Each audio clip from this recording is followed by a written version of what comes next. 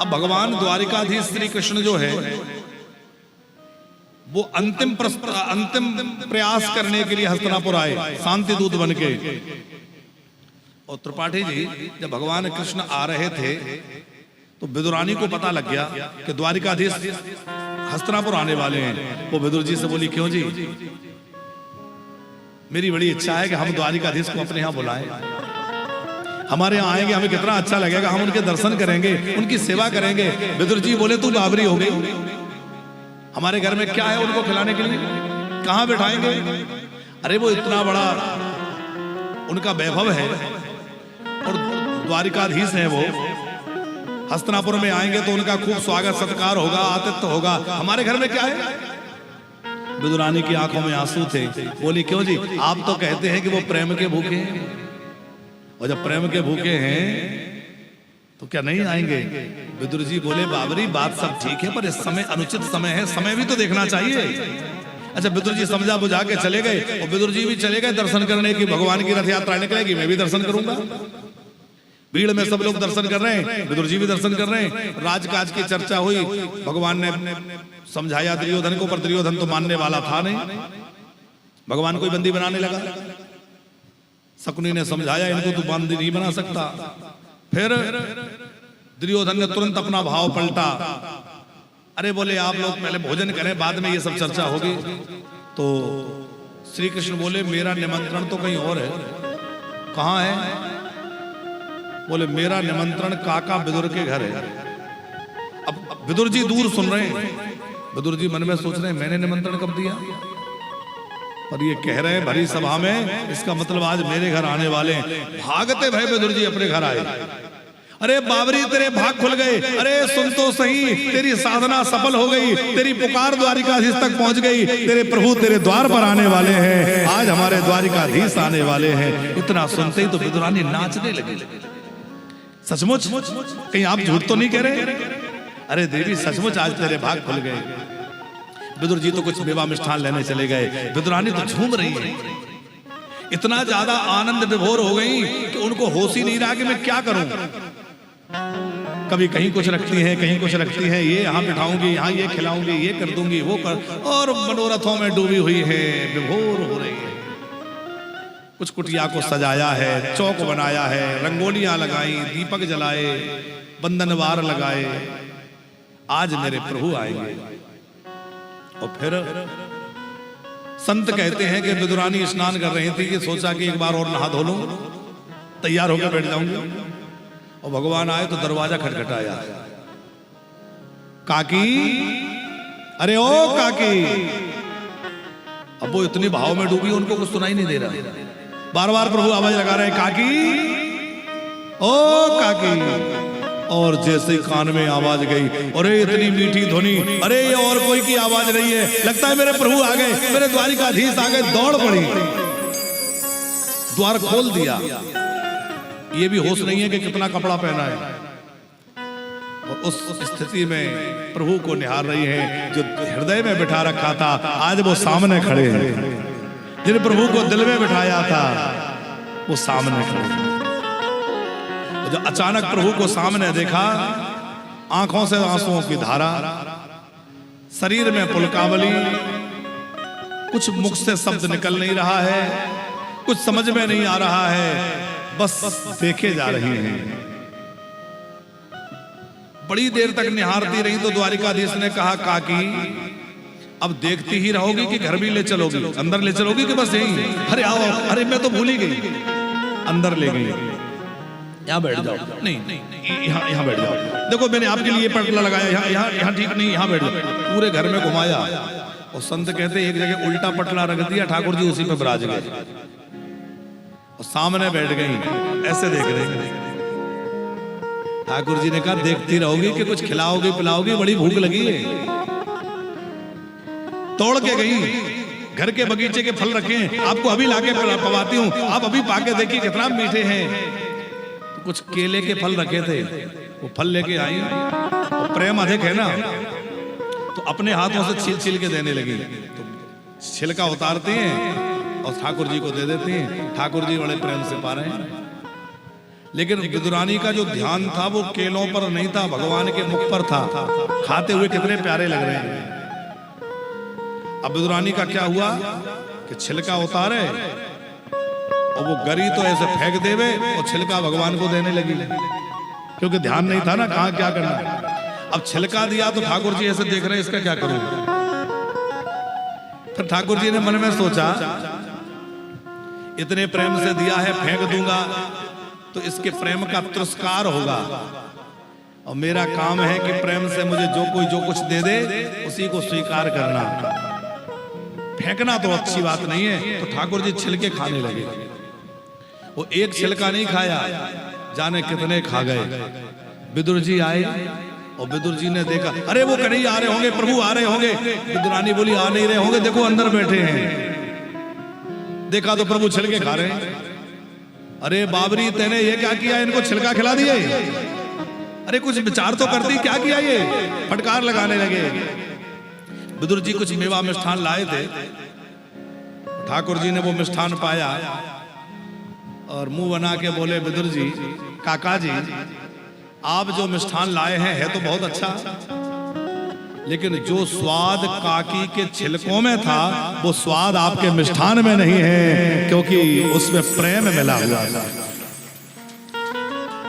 कुछ लोग ही तो ऐसे हुए हैं जिन्होंने मुझे पेट भर के जमाया है। आज काकी के छिलके खा करके मुझे मैया यशोदा के माखन की याद आ गई। इतना कहते कहते द्वारिकाधीश की आंखों से कुछ आंसू के बिंदु भर झलक आए, और अश्रु बिंदु झलक आए, और क्या कह रहे हैं, आज तो मुझे सबरी के बेरों की याद आ गई, सबरी के बेरों की याद आ गई कि जानत प्रीत रीति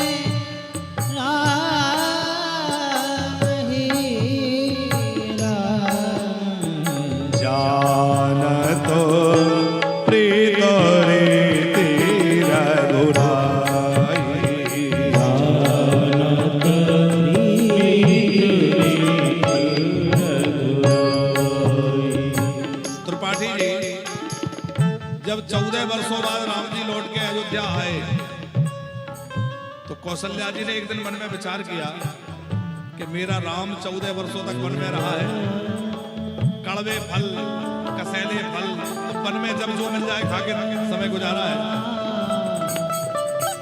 तुम्हें अपने हाथों से बढ़िया रसोई बनाओ। माँ ने बड़े प्रेम से कौशल्या जी ने बड़ी सुंदर स्वादिष्ट रसोई बनाई और राम जी के सामने परोसी, और अपने हाथों राम जी को जमाने लगी। और राम जी उस रसोई को पाते पाते भावुक हो गए, और राम जी की आंखों से आंसू की धारा लग गई। कौशल्या डर गई, क्या हुआ, ऐसा क्या? राम जी बोले, मैया बात यह है कि तुम्हारे प्रेम को देखकर, तुम्हारे प्रेम में भोजन को देखकर वन में मिली हुई सबरी मैया की याद आ गई। उसने भी बड़े प्रेम से जमाया था, मैं उसके फलों की मधुरता, उसकी मिठास को भूल ही नहीं पा रहा हूं। जानत प्रीत रघुराई, जानत प्रीत रघुराई, घर गुरु ग्रह प्रिय सदन सासुरे,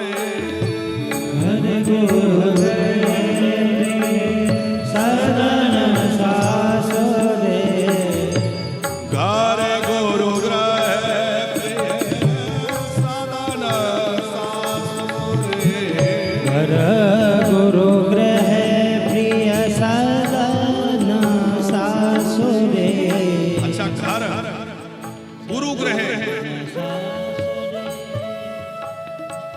वशिष्ठ जी के यहाँ गुरु माता अरुणधति, उन्होंने भी सोचा हमारे राम बड़े दिनों बाद वन से लौटे हैं, आज उनका आमंत्रण करें।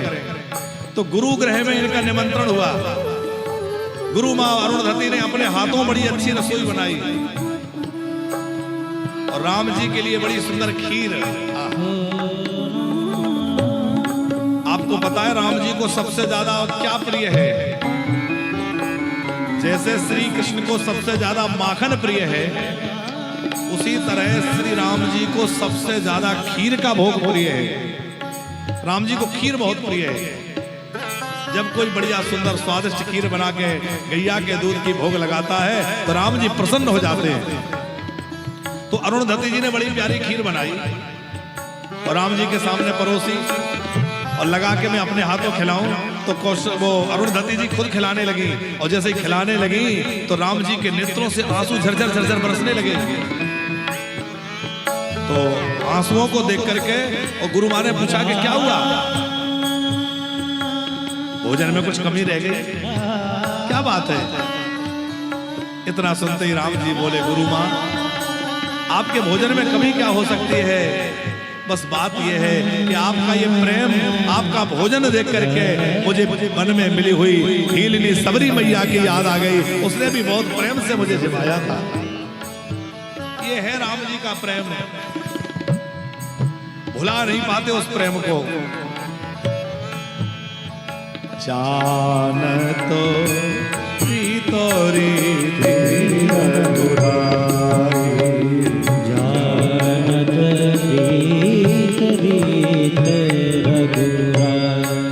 कभी कभी मित्रों के यहाँ बैठना होता है और मित्रों के साथ बैठे बैठे कुछ जलपान, घर गुरु ग्रह प्रिय, प्रिय माने मित्रों के घर, कुछ खाने को लिए मित्र बड़े प्रेम से जमाए। तो राम जी उन मित्रों के सामने भी बार बार सबरी की चर्चा निकालते हैं। और तो और जब ससुराल गए और ससुराल में इनकी सासू माँ सुनैना ने इनके लिए बड़ा सुंदर भोजन बनाया, तरह तरह के व्यंजन परोसे और उनको देख करके राम जी भावुक हो गए। सासू माँ ने पूछा क्या हुआ? बोले आपके प्रेम को देख करके मुझे सबरी मैया की याद आ रही है, मैं सबरी के बेरों को भूल नहीं पा रहा हूं। खारे गुरु ग्रह प्रिय सदन सासोरे, खारे गुरु ग्रह प्रिय सदन सासोरे, जाओ जहां भई पाओना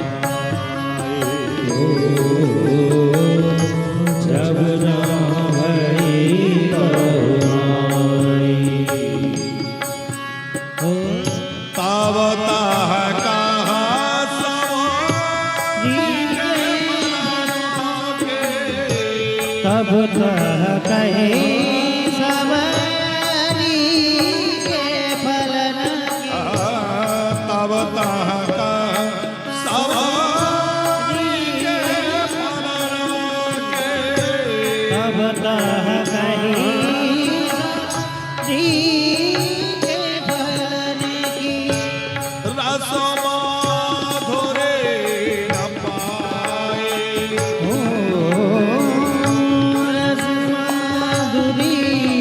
न पाए, जानत प्रीत रे तेरा घुराए,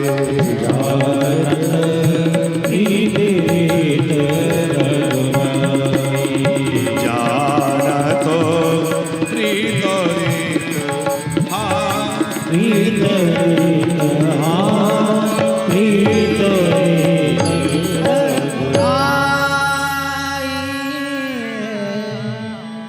कोई थोड़ा भी कर देता है तो भगवान उसको बहुत करके मानते हैं। ये भगवान का स्वभाव है। और कोई बहुत बड़ा अपराध भी कर देता है तो भगवान उसको बहुत छोटा करके मानते हैं। ये विशेषता है राम जी की। आज हमारे श्री विशंबर लाल अग्रवाल जी भी राम जी के शरणागत हुए हैं। आज आप दोनों पति पत्नी की हमारे राम राजा सरकार के श्री चरणों में शरणागति हुई है। तो अग्रवाल जी, हमारे राम जी का क्या स्वभाव है कि कोई बहुत बड़ा अपराध कर दे तो उसको बहुत छोटा करके मानते हैं, अरे ठीक है हो गया। लेकिन कोई छोटा सा उपकार कर दे, कुछ थोड़ा सा अच्छाई कर दे, तो राम जी उसको बहुत बड़ा करके मानते हैं और बार बार उसकी चर्चा करते, देखो इसने ऐसा किया। बिनु सेवा जो द्रवय दीन पर राम सरस को नाही, ऐसो को उदार जगमाही, ऐसो को उदार जगमाही।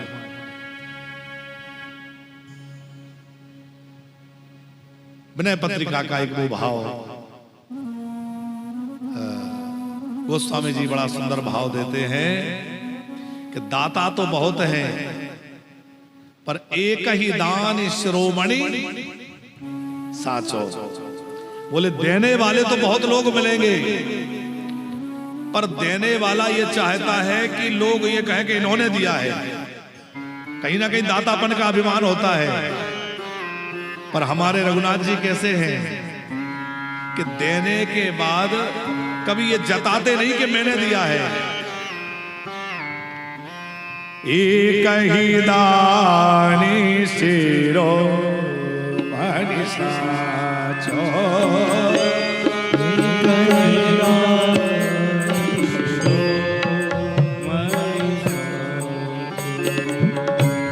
एक ही दानी शिरो मणि साचो।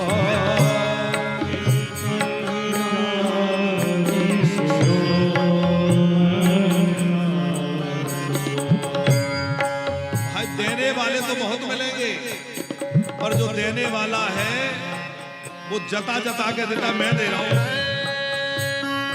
पर राम जी का देना, ठाकुर जी का देना कैसा हो रहा है।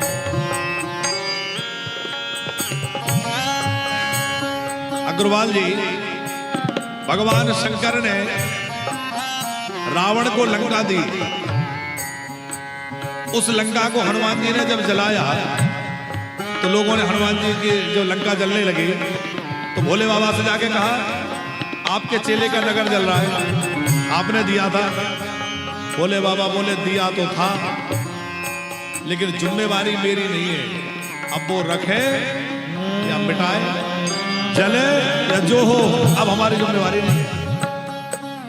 लेकिन राम जी ने वही लंका जब विभीषण को दी, बड़े संकोच में भर के दी। एक तो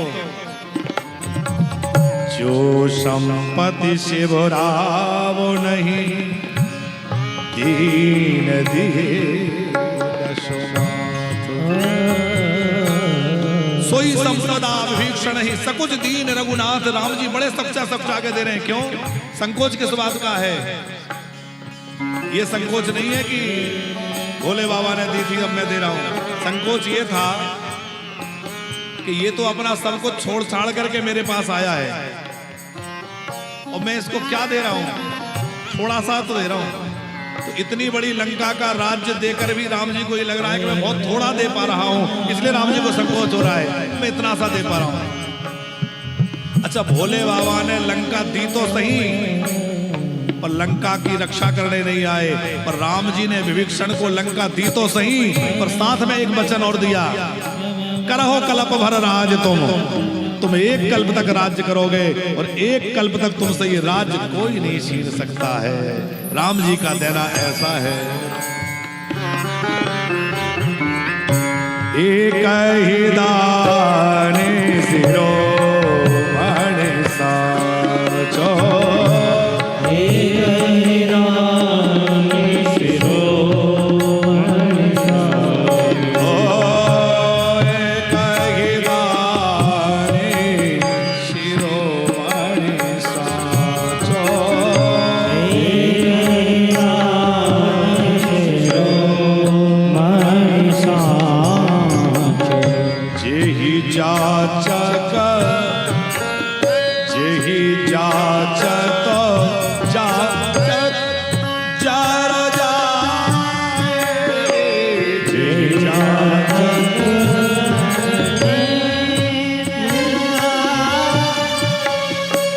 जिसकी याचना करने पर गोस्वामी जी कह रहे हैं किसी दूसरे के द्वार पर नहीं जाना पड़ता।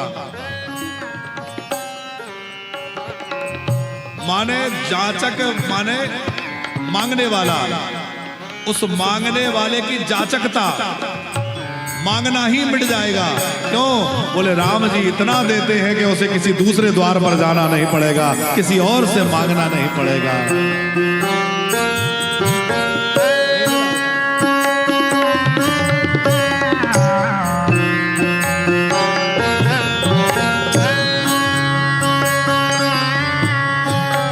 अच्छा, वो स्वामी जी ने एक चुटकी और ली यहां,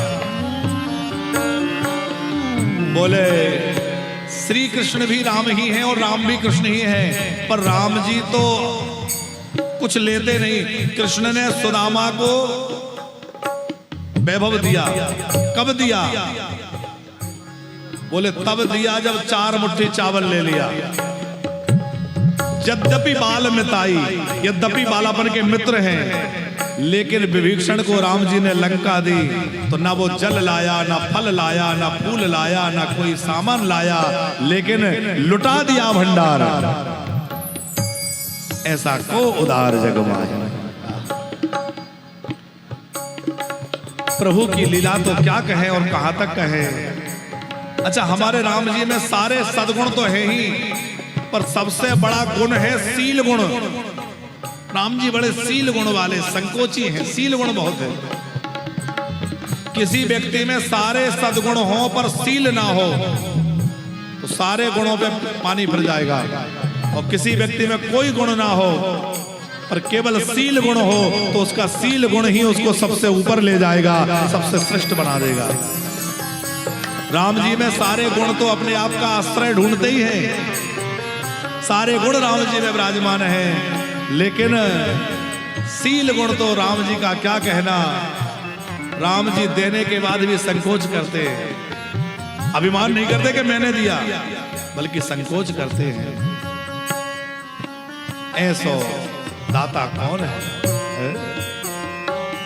तो बड़ी प्यारी कथा हम लोग सुन रहे थे विदुर विदुरानी की। श्री विदुर जी महाराज इतने विभोर हो गए प्रभु के इस प्रेम को देखकर, विदुर और विदुरानी की आंखों से आंसुओं की झरी लग गई। प्रभु, आज आपने हम दीनहीनों की कुटिया में आकर हमें स्नात कर दिया, कितनी कृपा आपकी की है, आपकी कितनी कृपा मिली हमें। द्वारिकाधीश बोले, तुम्हारे जैसे भक्तों पर ही तो मैं बिका हूं, तुम जैसे भक्तों के लिए ही तुम्हें बार बार इस भूमि पर अवतार लेकर आता हूं, तुम जैसे भक्तों के ही तो मैं पीछे पीछे डोलता हूं। मेरा और कोई आश्रय थोड़ी है, मेरा आश्रय तो तुम्हारे जैसे भक्त हैं। फिर जो है विदुर जी तीर्थ यात्रा पर निकल गए, और विदुर जी जब तीर्थ यात्रा पर गए तो रास्ते में उनको एक जगह उद्धव जी से भेंट हुई। बहुत वर्षों बाद जब महाभारत का युद्ध पूरा हो गया, भगवान भी अपने स्वधाम चले गए, तब उद्धव जी से भेंट हुई है। कई वर्ष बीत चुके हैं। उद्धव जी जब मिले तो ऐसा लगा विदुर जी को जैसे साक्षात कृष्ण मिल गए हो। हमारे प्यारे का प्यारा है? हमारे प्यारे का प्यारा जो मिल गया है। विदुर जी उद्धव जी को प्रणाम किए, और विदुर जी से उद्धव जी ने श्री कृष्ण लीला सुनाई, कृष्ण के चरित्र सुनाए। फिर विदुर जी ने पूछा, मेरे ठाकुर कैसे हैं, मेरे प्रभु कैसे हैं? तब उद्धव ने आंख में पानी भर के कहा, विदुर जी, अब तो प्रभु ने अपनी जो प्रत्यक्ष लीला है उसका स्मरण कर लिया है, अब भगवान अपने स्वधाम चले गए हैं। और इतना सुनते ही तो विदुर जी फूट फूट के रोने लगे, मेरे प्रभु चले गए। उद्धव जी ने हृदय से लगा के कहा, देखो आपके लिए एक सुखद संवाद है। क्या? बोले, सारी दुनिया जिनको याद करती है वो आपको याद करते हैं। जब भगवान अपने लीला का संवरण करके भगवान स्वधाम जा रहे थे तो बार बार तुम्हें याद कर रहे थे। वो क्या कह रहे थे? विदुर जी ने पूछा, क्या कह रहे थे? बोले, ये कह रहे थे कि एक ऐसा भक्त है जिससे मैंने लिया तो है पर कुछ दे नहीं पाया, मेरे विदुर को मेरा संदेश दे देना। किसको कह रहे थे? मैत्रेय जी को। हाथ पकड़ के बार बार कह रहे थे मेरे विदुर को मेरा संदेश दे देना, क्योंकि विदुर से मैंने लिया तो पर कुछ दे नहीं पाया। इतना सुनते ही तो विदुर जी की जो प्रेम दशा भई, व्यवलता से भर गए। प्रभु मैंने आपको क्या दिया? आपको छिलके खिलाए और आप छिलकों के ऋणी बन गए। विदुर जी तो आनंद विभोर है, प्रेम विह्वल है। उस दशा को उद्धव जी देख रहे हैं, समझाया। देखो आप इस समय जो है बद्री नारायण चले जाओ, वहां मैत्रेय जी आपकी प्रतीक्षा कर रहे होंगे, आप मैत्रेय जी से जाके मिले। फिर विदुर जी जो है वो मैत्रेय ऋषि के पास पधारे और मैत्रेय ऋषि के साथ मिलकर के विदुर जी की चर्चा हुई है। विदुर और मैत्रेय संवाद वहां से प्रारंभ हुआ है। मैत्रेय जी के चरणों पर हाथ रखकर विदुर जी ने कहा, आप मुझे प्रभु की कथाएं सुनाइए। कैसे इस सृष्टि का वो सृजन करते हैं, कैसे इसका पालन करते हैं, कैसे संहार करते हैं, उनकी क्या क्या लीलाएं हैं, आप आनंद से मुझे वो सब सुनाइए। फिर कुछ लोक कल्याण के प्रश्न किए हैं, लोग दुखी क्यों होते हैं, ये दुख का कारण क्या है? मैत्रेय जी कहते हैं दुख के 3 कारण हैं, एक काल, एक कर्म, एक स्वभाव। काल माने समय। कभी कभी समय खराब आ जाता है, सब कुछ ठीक ठाक होते हुए भी जीवन में तकलीफ, पीड़ा, दुख आ जाता है। कभी कभी हमारे कर्मों का कोई ऐसा सामने प्रारब्ध आ जाता है कि उसके कारण जीवन में दुख आ जाता है, कर्मों के कारण। तो काल, कर्म, तीसरा है स्वभाव। कुछ लोगों का स्वभाव ऐसा होता है कि वो दुखी रहते हैं, उनको कितना भी कुछ कर दीजिए, कितना भी सुविधा दे दीजिए, वो स्वभाव ऐसा बन गया है कि वो सुखी नहीं रह सकते। फिर सृष्टि को भगवान ने कैसे बनाया है, ये बात विदुर जी ने जब पूछी तो मैत्रेय जी ने भगवान की लीला सुनाते हुए कहा, भगवान नारायण के नाभि से कमल, कमल में ब्रह्मा जी। सबसे पहले ब्रह्मा जी ने 4 पुत्र प्रकट किए, सनक, सनंदन, सनातन, सनत कुमार। चारों से कहा बेटा सृष्टि के विस्तार में सहयोग करो। चारों हाथ जोड़ के बोले पिताजी ये हमारे बस का नहीं है, हम तो ईश्वर चिंतन करेंगे, भगवत भजन करेंगे। चारों जो है भजन के लिए चले गए। तो ब्रह्मा जी को थोड़ा रोष आया, मेरे बच्चे मेरी बात नहीं सुनते। तो जब ब्रह्मा जी को रोष आया तो उनका रोष ही, क्रोध ही यहां भ्रुकुटी के मध्य से रुद्र के रूप में प्रकट हुआ। भगवान रुद्र प्रकट हो गए। बालक के रूप में भगवान रुद्र प्रकट हुए तो ब्रह्मा जी ने कहा मम रोद्यसी, रो रहे थे, उनका नाम रुद्र पड़ा। क्या करना है मुझे? बोले सृष्टि का सृजन करो। अच्छा शंकर जी हैं संहार के देवता, और संहार के देवता से सृजन कराओ तो कैसा सृजन होगा? उन्होंने कैसा सृजन किया? ब्रह्मा जी ने बता दिया था, देखो 2 हाथ, 2 पैर, 2 आंख, 2 कान, ऐसे ऐसे बनाना, पूरा बना के दिखा दिया, एक ऐसे बनाना। भोले बाबा ने सोचा कि थोड़ा कुछ नया एक्सपेरिमेंट करके देखें। तो पहले तो ठीक ठाक बनाए, फिर किसी को पूरे शरीर में हाथ ही हाथ लगा दिए, किसी के अनेक पैर लगा दिए, किसी के पूरे शरीर में आंखें लगा दी, किसी के अनेक मुख बना दिए। ब्रह्मा जी थोड़ा इधर उधर लग गए, जब तक तो भोले बाबा ने ऐसे तमाम बना दिए। भोले बाबा बना रहे थे तो ब्रह्मा जी ने आके देखा, क्या हुआ बेटा, क्या बनाया, दिखाओ। बोले ये बनाया। ब्रह्मा जी ने माथा पकड़ लिया, बेटा ये तूने क्या किया, क्या बना रहे? भोले बाबा बोले हमसे तो ऐसे ही बनता है। आप कहेंगे ऐसे कौन को बनाया? अरे भोले बाबा के जो गण हैं वो कैसे हैं? को मुखहीन विपुल मुख काहू, बिनु पद कर को बहु पद बाहु, विपुल नयन को नयन विहीना, हिष्ट पुष्ट को अति तर कीना। ये भगवान शंकर के गण हैं, तमाम भूत प्रेत भगवान शंकर ने बना डाले। ब्रह्मा जी बोले तुम रहने दो, तुम्हारी सृष्टि से तो हम ऐसे ही अच्छे हैं। बोले बाबा बोले हम तो पहले ही मना कर रहे थे, ये काम हमारा नहीं है। हाँ, पर जो है भोले बाबा ध्यान में बैठ गए। उसके बाद ब्रह्मा जी ने अपने मन से 10 पुत्र उत्पन्न किए, छाया से कर्दम ऋषि उत्पन्न किए, फिर अपने शरीर के दाहिने हिस्से से मनु जी, वाम भाग से शत्रुपा जी को प्रकट किया। पर मनु शत्रुपा के द्वारा आगे सृष्टि हुई है। पहले तो मनु शत्रुपा जी को चिंता ये थी कि हमारे बच्चे रहेंगे कहाँ, क्योंकि उस समय पृथ्वी जल में डूबी हुई थी। ब्रह्मा जी ने भगवान का स्मरण किया तो भगवान एक छोटे से बराह शिशु के रूप में ब्रह्मा जी की नासिका से निकले। तो देखते देखते इतना विराट रूप भगवान ने धारण कर लिया, बड़ा भारी विशाल रूप भगवान ने बनाया। बराह, बराह माने सूकर, और जल में प्रविष्ट हुए और जल राशि में नीचे गए तो रसातल में पृथ्वी पड़ी हुई थी, वहां से उठा के लाने लगे। रास्ते में एक असुर मिल गया, कहां ले जा रहे हो? पृथ्वी मेरी है, मेरी है। उस समय तो कुछ नहीं बोले और पृथ्वी को ला करके ऊपर स्थापित किया। फिर लौट के गए और पूछा, अच्छा हाँ श्रीमान जी क्या कह रहे थे? बोले पृथ्वी मेरी है। और तमाम अपशब्द भगवान को ही कहने लगे। भगवान ने कहा आजा, दो दो हाथ हो जाए। उससे युद्ध किया, वो राक्षस था, भगवान ने उसको समाप्त कर